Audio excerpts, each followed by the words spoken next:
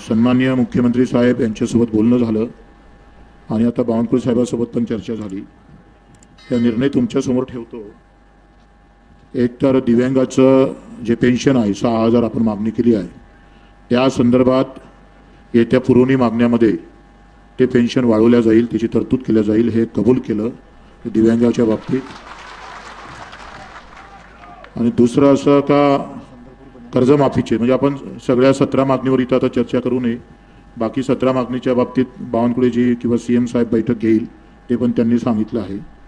कर्जमाफीच्या बाबतीत त्यांनी 2 दिवसात समिती तयार करून किती कर्ज कोणावर आहे, ते श्रीमंताचं कोणावर टॅक्स इन्कम टॅक्स भरणारे किती आहे, काय आहे, सगळं हे समिती करून सगळी माहिती गोळा केल्या जाईल आणि त्या समितीचा अहवाल आल्यानंतर मग कर्जमाफी केल्या जाईल असं एकंदरीत आहे।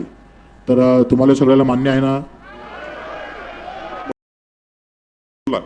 जे अधिवेशन चालू होत आहे त्या अधिवेशनाची मागणी म्हणजे शेवटी यावर्षी किती खर्च लागणार आहे मागणी येतं, त्या बजेटमध्ये या ठिकाणी दिव्यांगाचं अनुदान वाढवण्याकरता आता ते किती वाढणार आहे याचा थोडा अभ्यास करावा लागेल। बच्चूभाऊ, मुख्यमंत्री, मी आणि आपले सर्व त्या ठिकाणी लोक पुन्हा बसू। एकनाथ शिंदे साहेब, अजित पवार साहेब, अजितदादाकडे फायनान्स डिपार्टमेंट आहे, अजितदादा, एकनाथजी, मी, मुख्यमंत्री आणि बच्चूभाऊ आम्ही असं बसू आणि त्याच्यात किती वाढ आणि ती वाढ बजेटमध्ये आली पाहिजे, नाहीतर आश्वासन हे खोटं असतं। त्यामुळे चुकीचं आश्वासन देऊन कुठली दिशाभूल आम्हाला करायची नाही आहे। शेवटी आंदोलन सोडणे नाही सोडणे हा शेवटी बच्चूभाऊचा पूर्ण अधिकार आहे। मी त्यांना विनंती करायला आलो आहे की ते आपल्या सर्वांना या ठिकाणी विनंती करतील की आपण सरकारला थोडा वेळ दिला पाहिजे, हे विनंती करतील। पण शेवटी दुसरा विषय असा आहे, येणाऱ्या जुलैच्या अधिवेशनामध्ये म्हणजे 30 जूनच्या अधिवेशनात अपंगाचं मानधनाची वाढ ही बजेटमध्ये आणून त्या बजेटच्या माध्यमातून पैसे वाढवावे लागतील, हा एक महत्त्वाचा मुद्दा या ठिकाणी माननीय मुख्यमंत्री चर्चा झाली। दुसरं महत्त्वाचं आहे की कर्जमाफी। शेवटी आताच बच्चूभाऊ आणि मुख्यमंत्री बोलले की कर्जमाफीचा जो क्वांटम असतो तो एका दिवसात डिसाईड करता येत नाही। समजा कर्जमाफी घोषित केली आणि ती जर चुकीची निघाली तर त्याच्यात मग जनतेला फसवणूक आहे। शेतकऱ्याला कोणत्याही परिस्थितीत फसवायचं नाही आहे। त्यामुळं शेतकऱ्यांची कर्जमाफी त्या ठिकाणी खरी कशी आहे, तर शेवटी जो शेतकरी अजूनही कर्जमाफी करता लायबल आहे, शेवटी कॅटेगरी आहे।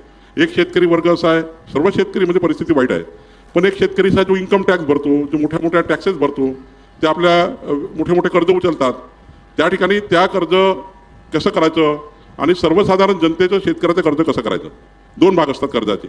एक भाग असतो त्या ठिकाणी की जो अल्पभूधारक, मध्यमवर्गीय आणि त्याच्यापेक्षा मध्यमवर्गीय म्हणजे 5 एकरच्या आतमध्ये काय, 10 एकरपर्यंत काय, 15 एकरपर्यंत काय, 20 एकरपर्यंत काय, 50 एकरच्या शेतकऱ्याचं काय, शेवटी याची कॅटेगरी आहे शेतकऱ्यांची।